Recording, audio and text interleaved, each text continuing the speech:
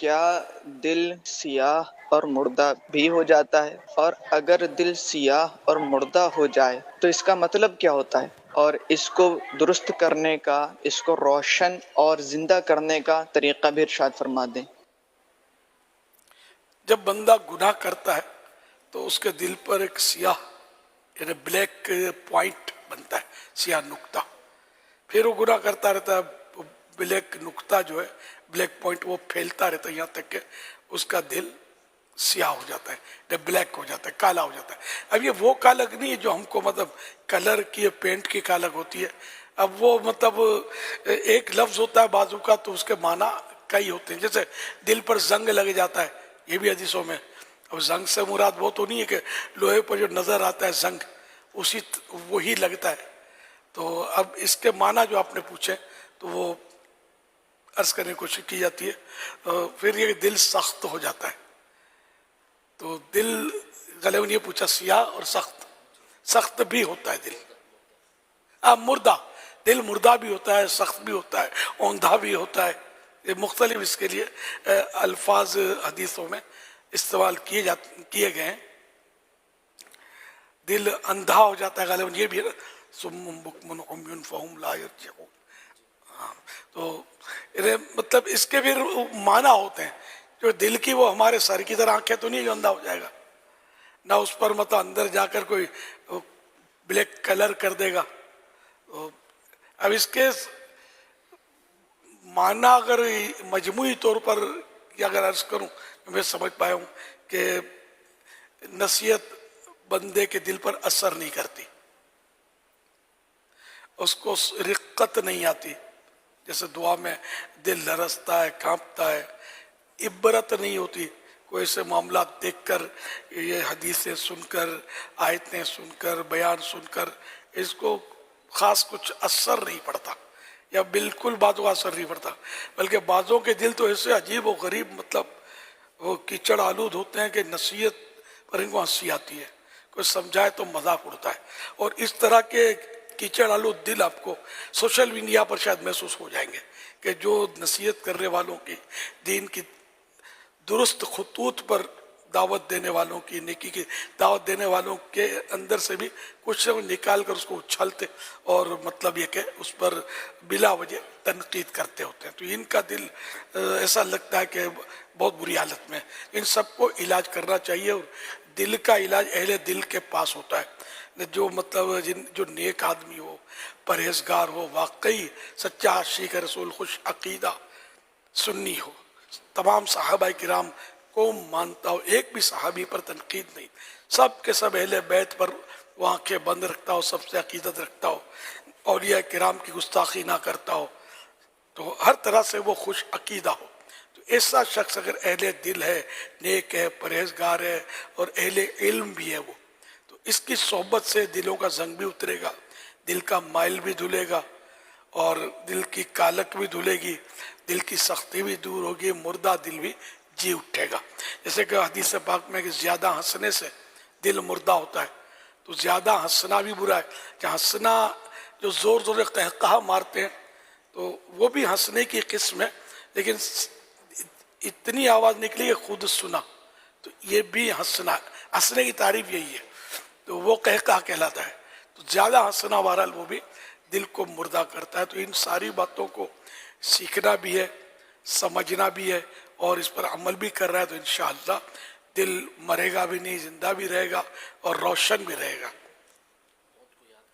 موت کو یاد کرنے سے، کثرت تلاوت سے بھی جو دل ہے اس کی کالک دھلتی ہے، زنگ دھلتا ہے، اور دل جو ہے وہ سلامت رہتا ہے، اور سلامت دل ہی مطلب کامیابی ہے، قلب سلیم، وہ ہے نا قرآن کریم میں۔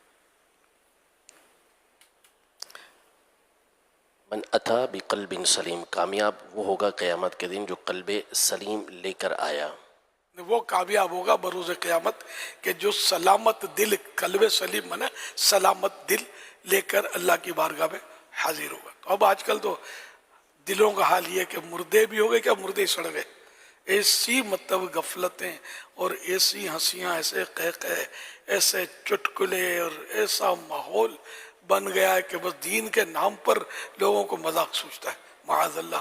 اس طرح کے لوگ بھی آپ معاشرے میں بہت کچھ دیکھتے ہوں گے, ہے ہی نہیں, مطلب سمجھ ہی نہیں آتی مجھے, مطلب بس مسلمان کے گھر میں پیدا ہو گئے اور نام اسلامی ہے, خاندان مسلمانوں کا, تو یوں سمجھ یوں بس پہچانے یہ مسلمان ہے. باقی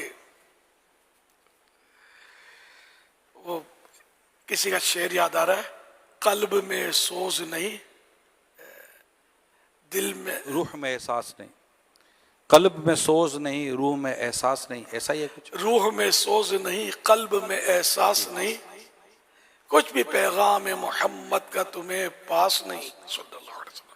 اور وہ نا وہ شرمائے دیکھ کے یہود و نصارہ, وہ یہ مسلمان ہیں.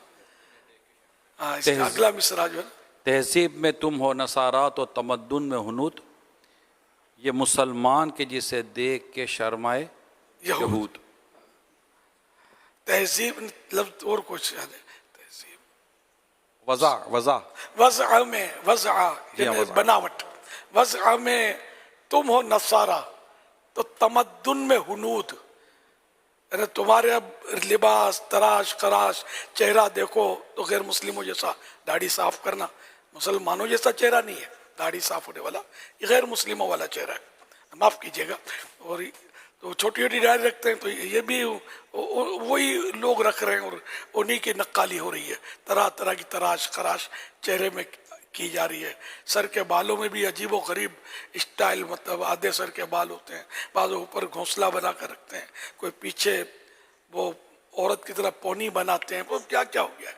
تو وضع میں تم ہو نصارہ, نصارہ یہ کرسچن, تو بناوٹ میں تمہارے جو نظر آ رہے ہو تم, تمہارے لباس میں, تمہارے چہرے میں, تمہارے انداز جو ہے اس میں, تو وضع میں تم ہو نصارہ تو تمدن میں ہنود, تمہارے رسم و رواج ہنود جیسے, ہنود مانے ہند کی جمع ہے, تو ان جیسے تمہارے رسم و رواج ہیں. وضع میں تم ہو نصارہ تو تمدن میں ہنود, یہ مسلمان ہیں. وہ حیرت سے شاعر کہہ رہا ہے یہ مسلمان ہیں, یہ مسلمان ہیں جنہیں دیکھ کے شرمائے یہود. ان کو بھی پیچھے رکھ دیا کہ وہ یہودی بھی شرما جائے, مسلمان نہ جانے یہ کہاں جا کے رکے گا, ایسا ہوتا جا رہا. یہ بھی غالباً اقبال کا شعر ہے یہ. ہاں, کتنا پرانا شعر ہے, اس وقت کی کیفیت تھی. اب تو جناب والا جو حالت ہمارے سامنے ہے وہ کسی سے ڈھکی چھپی نہیں ہے. تو ہمیں اسلامی رنگ میں اپنے آپ کو رنگنا چاہیے. خدا پناہ دے ایسی سوچوں سے کہ اسلامی رنگ میں نظر آنے والے بندے کو دیکھ کر لوگوں کو ہنسی چھوٹتی ہے. مولانا وہ کیا سمجھ پڑے بیچارے یار, بس یار ہم لوگ یوں انہیں بولتے ہیں اس طرح. حالانکہ مولانا کے سامنے آ کے بیٹھے گے تو پتہ چلے گا کہ عقل کس میں, دنیاوی اعتبار سے بھی جس کو تم عقل بولتے نا وہ کس میں زیادہ ہے. آ کے بیٹھو گے تو پتہ چلے گا. دور دور سے تم کیا سمجھ پڑے گی. تو ہم نے جس کا کلمہ پڑھا ہے وہ چہرے مبارک پہ داڑھی شریف, سر پر امامہ شریف, بال انگلش نہیں زلفیں, سب سمجھ سکتے ہیں. تو جن کا کلمہ پڑھا ہے, اب ان جیسا اگر حلیہ بنانے کی, ان کی سنت اپنانے کی کوئی کوشش کرے تو ہنسی آتی ہے لوگوں کو, یہ ملا بن گیا ہے, مولوی بن گیا ہے. بھائی تم نے کلمہ جس کا پڑھا ہے, ان کو تو تصور میں دیکھو کہ ان کا مبارک حلیہ شریف کیا ہے. تو اب کہاں کھڑے ہو یار, کیا بول رہے ہو. ان کی نقل کرنے والے کہ تم مذاق اڑا رہے ہو, تو تمہارا حشر ہوگا کیا, کس کے ساتھ اٹھو گے. کہ اپنے آقا کے مخالفین کے ساتھ قیامت کے دن تمہیں اٹھنا پسند ہے. المرء مع من احبہ, جس سے جو محبت کرتا ہوگا اس کے ساتھ ہی قیامت میں اٹھے گا. تو جو مطلب اس طرح کی شکل و صورت بنا رہا ہے, داڑھی زلفیں امامہ شریف سنت وبارہ لباس, تو یہ سرکار صلی اللہ علیہ وسلم کی محبت کا اس کا اظہار ہے, پیارے آقا سے محبت ہے اس لیے یہ بنا رہا ہے. تو یہ ان کے گروہ میں اٹھے گا, ان کے پیچھے پیچھے جنت کی طرف چلے گا, اور جو ان کا مذاق اڑائے گا یہ اپنے جیسے ماڈرن یا فلم اسٹاروں اور اس طرح کے لوگوں کے ساتھ اٹھے اور پھر ان کے پیچھے پیچھے جہاں جائے گا سب سمجھتے ہیں. اللہ نہ کرے تو اس سے پہلے ہم توبہ کر لیں, ہم توبہ کر لیں, سچی پکی توبہ کر لیں, اور اس گروہ پر ہاتھ رکھیں جو جنت میں جائے گا. जन्नत की तरफ बढ़ेगा।